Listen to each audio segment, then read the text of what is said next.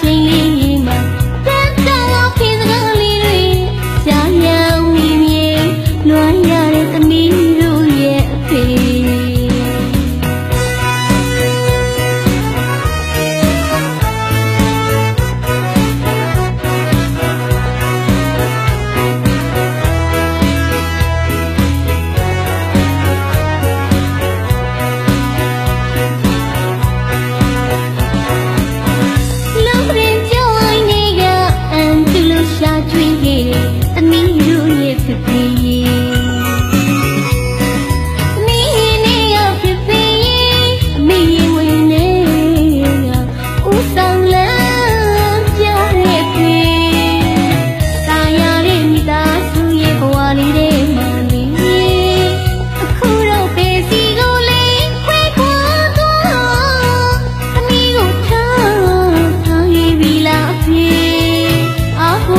ချိန်လေးမှာ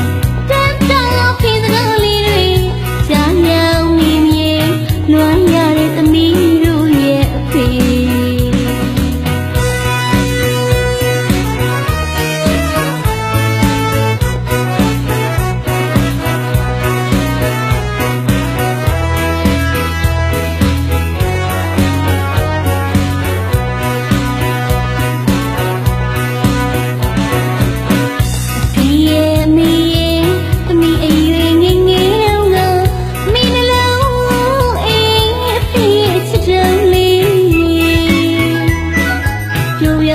ရွှေမိသားစုဘဝဘဝကြီးလဲမောရှက်ခဲ့ပြီမဆာလို့မပြေအခုတော့အဖေရဲ့အဖေရဲ့အမေနဲ့သမီးကိုစွန့်ခွာသွားထားခဲ့ပြီလားအဖေအားကိုစရာချိန်လေးမှာတန်တောင်ဖေစကားလေးတွေကြာရောက်မိမြေလွမ်းရတဲ့သမီးတို့ရဲ့အဖေ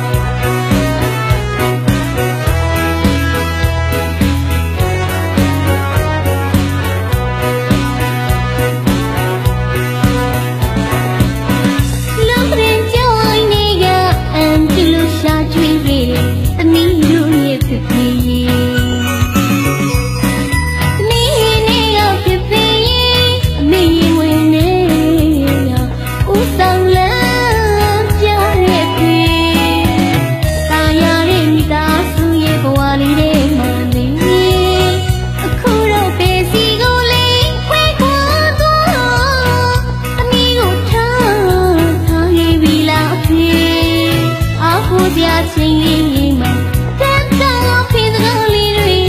ကြာရောက်မိမြေလွမ်းရတဲ့သမီးတို့ရဲ့အဖေ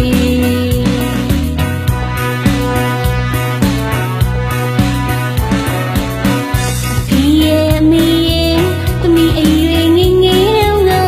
မိနှလုံးအေးအဖေရဲ့ချစ်တုံးလေးပျော်ပျော်ရွှင်ရွှင်မိသားစုဘဝဘဝကြီး